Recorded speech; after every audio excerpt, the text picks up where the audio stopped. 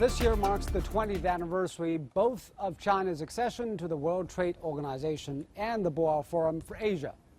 Yongtu, chief negotiator for China's admission to the WTO and former Secretary General of Boao Forum, witnessed the lengthy negotiations for China's entry into the trade organization and the development of the forum. Today, I'm honored to talk to Yongtu about China's role in the world. That's our topic. I'm Zhou Yue.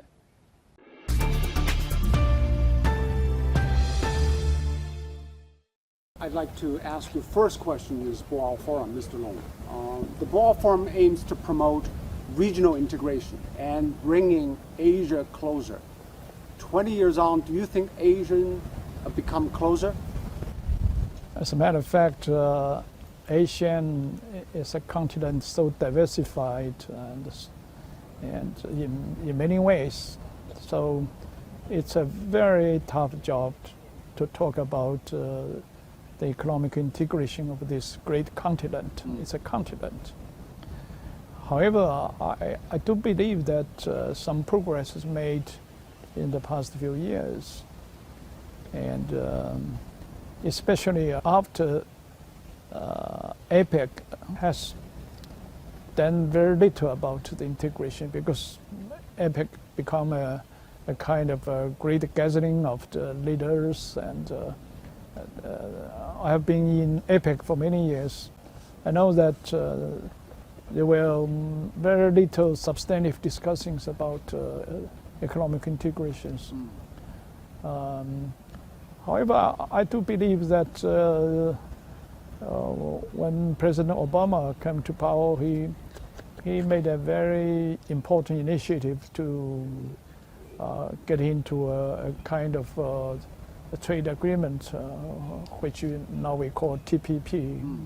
And for TPP, I think we should give some credit to it, because the objective of TPP is to formulate some new rules and standards for the new issues like investment, intellectual property right, state-owned enterprises, and environment standard, labor standard. Anyway, I think they are trying to formulate some rules which WTO has not made it, and it was also impossible for the WTO to make those rules when WTO is in a semi-paralyzed situation. So President Obama and its partners of 11 countries get together to try to formulate a regional free trade agreement within this region. And they did very well, and finally they got it. But unfortunately, before the American Congress endorsed this agreement, President Trump decided to just forget it. And however, I think there's a big problem for TPP. That is, to some extent, it has politicized the trade agreement negotiations. China is major players in Asia. President Obama and the participants of TPP should have got China included in the negotiation process. As a matter of fact, the chief negotiator of United States of TPP, who is also a negotiator of U.S. side during the China WTO accession negotiation, she was a good friend of mine. He came to my office to see me in Beijing, and I asked her directly, why didn't you include China into the negotiation?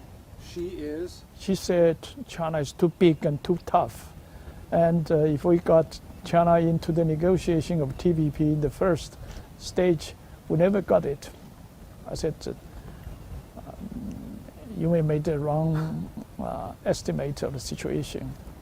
They politicize it. Ironically, the U.S. is not a part of TPP. The U.S. was leading the negotiation with TPP, but the problem for TPP is that they have politicized the trade agreement negotiations. They deliberately exclude China from it. So when President Obama presented the TPP agreement to the Congress for approval, he made a very famous statement. He said, the beauty of TPP is that it excludes China from the formulation of latest international trade rules, and that is, I think, it's not The correct so way. decent. Oh. But anyway, Asia has made some efforts towards that end. Then we come to RCEP. RCEP has a lot of twists and turns, and eventually I didn't even realize that last year in November the 15 countries of RCEP could get agreement. It's to my great surprise to some extent. You cannot imagine these 15 countries can make such agreement over so many complicated and complex issues. And so I give a very high comment on the achievement. Let's all come back to the starting point, China joining the WTO. You witnessed it, you actually joined the negotiations. But many people say China joining WTO benefited China more than, say, America and Europe, the advanced economies. What do you say to them? It's difficult to say China's entry benefited more for those countries and less to the other countries. It is true that China has benefited tremendously from China's entry into WTO, not because of the terms of the agreement, but because the compilation of China's entry of WTO with China's deepening of economic reform. For instance, one of the important commitments we made to WTO is that we have to follow the principle of national treatment.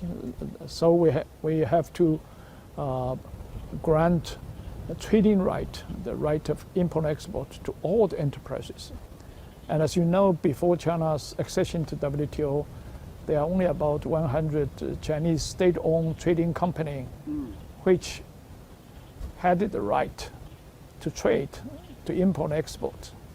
But after China joined the WTO, we get hundreds of thousands of Chinese companies, including trading companies, including manufacturing companies, including university,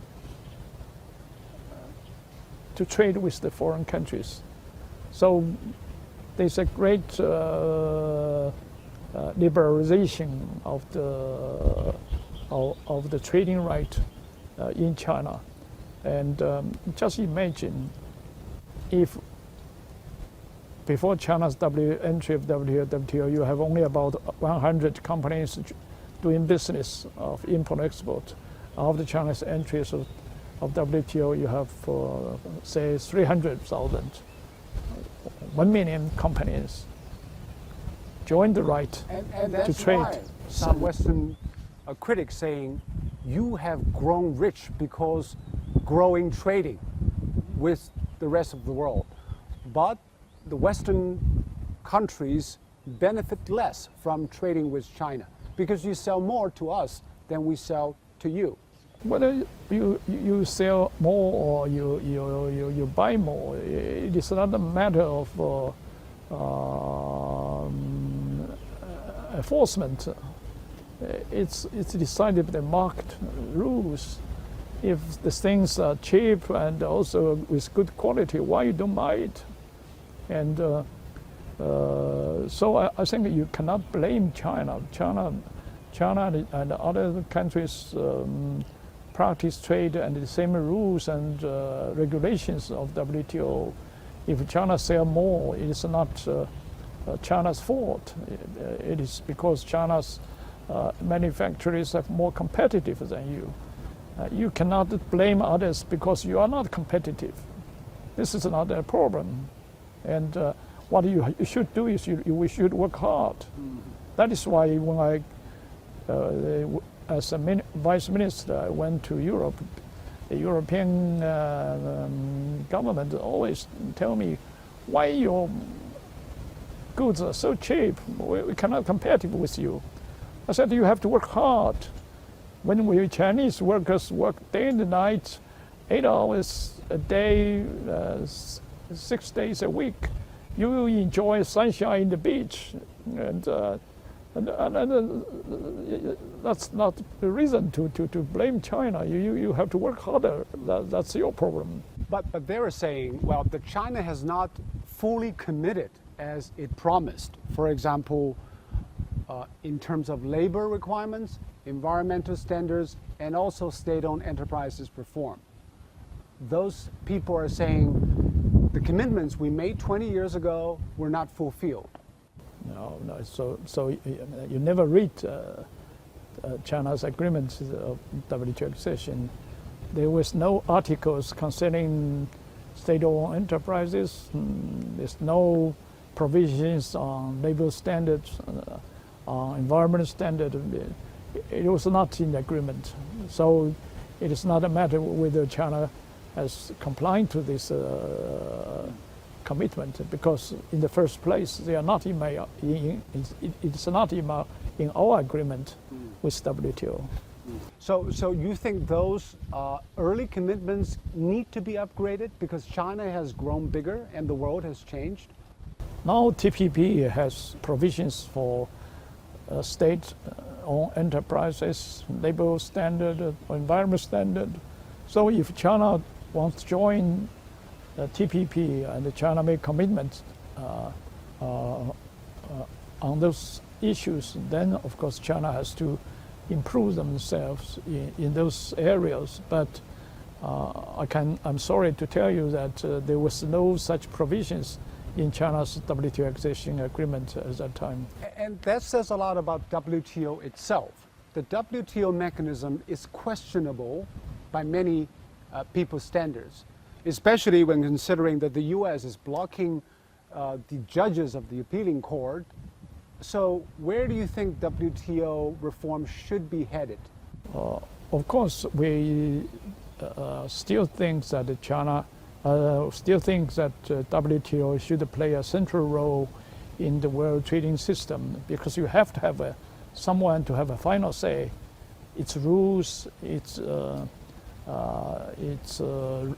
decision on dispute settlement, it has to be respected, because you should have a authority in the international trade areas. However, we have to recognize that because WTO was created out of GATT, and GATT in the very beginning there were only about 20, 30, 40 contracting parties. They call it contracting parties members. So at that time they had the kind of decision-making process that all the decision has to be made on the basis of consensus. That means if only one contracting party, one member did not agree, it can veto the whole agreement. So that was the practice of GATT. And that practice has been handed over to WTO. And now WTO has 164 members. It's even more messy. Imagine if any agreement, do you think you can get the agreement for all these 164 members? So the decision-making process is out of time, and now it's time to really work out a good decision-making process and make it more democratic. However, it is also should make it more efficient. Otherwise, WTO can hardly do anything about new trade rules, trade laws. And this also resembles international relations in the world right now. I know you published an article saying, what is wrong with China's international relations? It seems you are suggesting that we are now living in a new world and there are challenges for our diplomacy. What are those challenges? I think the problem is that in the last 20 years, China has developed so fast. And as you know, in the year China joined the WTO, in terms of GDP, China was listed behind Italy, number 8. And within 10 years, we have jumped over the 9 and now become the number 2 of the world economy. It only took place within 8 to 10 years. It's too fast. All the countries, especially the developed countries, I think they should be given some time to digest this process, because it's all a big surprise for them. So there's jealousy, there's questions, there's hatred, and even some angry feelings. I think to some extent we have to understand those feelings, because China moving up too fast. And before they realize, China become number 2. And this number 2 is some country which they couldn't understand, different culture, different philosophy, different political system, different ideology. So we really need to make them understand this process. That is why I always tell my colleagues, we have to tell so-called China story well. And we should do something more to convince those foreign colleagues that China's rise is not a threat to them. It's an opportunity. For China itself, it also has to adjust to the new position in the world. What should China do differently to convince the world that China is a power for good? We have to tell them from our Asian culture, China always stands for peace and when we were boys, and our fathers and forefathers always tell us not to be the number 1. You have to be modest. Humble. You have to be humble. And this is a traditionally Chinese family education. And we have to tell others. So from Mao Zedong, he said, we never seek hegemony. And Deng Xiaoping said, we never be number 1. And President Xi Jinping said, we do not challenge the existing political system. Yeah. And so from Mao, several generations of Chinese leaders always repeat that China will not seek hegemony. We're not trying to be number 1. We're not trying to challenge the existing political and economic system. I think that's sufficient to tell them that China has no ambition to replace the United States, to be a number 1. Tell others, you have to do this, and you do that. So this is not our tradition. We have to tell them. But I talked with some Americans. They say, I don't believe your ambition. I believe in your strength, in your power. You are too powerful to be benevolent. What do you say to them? No, you cannot say a country or a human being, because he's too powerful, so he will try to bully others. I think there's a low interlinkage between these two. You could be a very powerful man, but you could still be a very kind man, a very peaceful man. Why not? And the country is the same. And Yao Ming, the basketball player, is very tall, very strong, but he's a very nice person. He's so kind to the child. And I think so. This is no interlinkage between this too.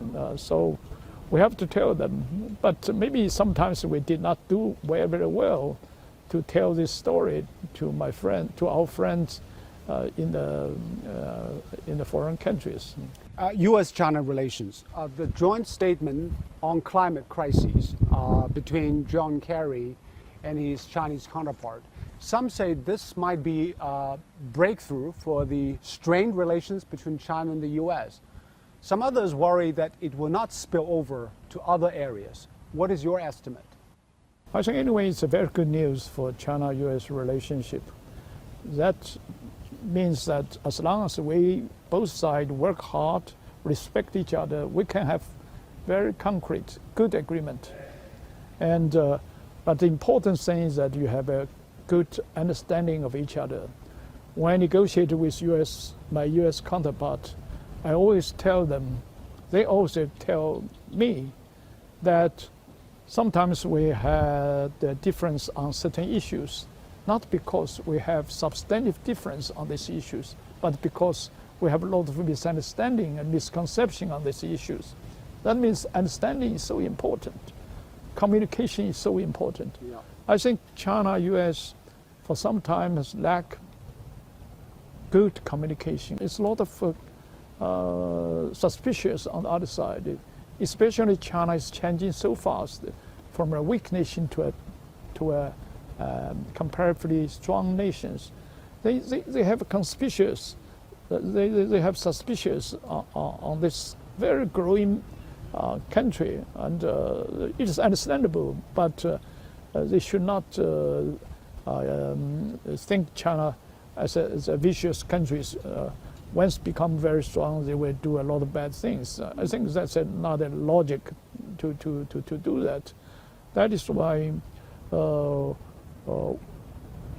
I believe that as long as U.S. and China had good communication lines, understand each other, avoid misconceptions and misunderstandings, we can reach agreement on many, many issues. And we are all human beings. We are all living this world. As long as we have goodwill, I think we can do a lot of good things together. We've talked a lot about the economy. China is now growing fast economically. Some say militarily as well. But I know you're worried about the soft power of China. You have asked the question, when?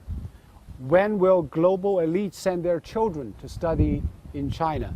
When will young people appreciate Chinese movies and books? And when will consumers from around the world buy Chinese brands? So what do you think China's soft power is? Where does it stand in the world? When I was telling the people about this kind of questions, I always think that we should be always keep modest when China's size of economy growing so fast. And everybody is talking about China will catch up with the United States in the year 2025, 28, 20, and 2030. That's not important because the size of economy is not the only standard to judge China has already caught up the United States. It's not true. And we have a lot of things to do, especially in terms of soft power. For instance, education. Why so many Chinese parents still strongly hope that they can send their children to study in the United States, the United Kingdom, Australia, because they believe that they can provide a better education. And also our young people like American movies, like European songs. And I think that's natural. That's nothing wrong. But the important thing is that we, China, also should improve our education system so as not only keep our children to study in China, but also attract the foreign students coming to study in China. I think that's very important. Otherwise, if we have a a very rich, a very strong economy, but you're not well respected by others. And I think that's a very sad. But do you think here in China we are encouraging more inclusive and open environment for ideas to innovate so that different ideas and different opinions can compete? Yeah, I think as I believe that China should learn from the outside world, because this world is so diversified. There are strong points of every and each country, no matter how small this country may be. It has its own unique, strong comparative advantages. We have to learn from them. And so we have always keep into a very modest attitude and trying to learn the good things from all of the world. Only by this way, China could continue to move ahead. Otherwise, China, if thinks that now it's great, we have achieved a lot, now we don't have to learn from others, I think that would be a very important constraint from China moving ahead. That is why I hope that we should always remember Mao Zedong said we have to be modest, and we never think we are good, and we have nothing to learn from others. I think that's something that we have always keep in mind. Probably China made its way thanks to reform and opening up over the past 40 years. But a lot of people are asking, what is key for China's reform and opening up in the coming 40 years? What do you think? I think we have to do two things right. Number one, we have to continue to make our social and economic development moving ahead. We still have to continue to keep economic development at the core of our policies, because we are still developing countries. We still have a long way to go to reach the level of developed countries. So this is one thing that I have to remember. We have to continue to go ahead and making progress. And secondly, we have to continue to open up to the outside world, because only by opening up to the outside world you can make a progress. Otherwise, you will feel. Otherwise, you never get new things. You were stuck in this kind of concept about yourselves. I think that's not a good thing for China. So two things. Number one, do your own business right. Number two, be open to the outside world. I think if we can do these two things right, we can still moving ahead in the next 40 years. All right. All right. Thank you very much for your insights. Thank you.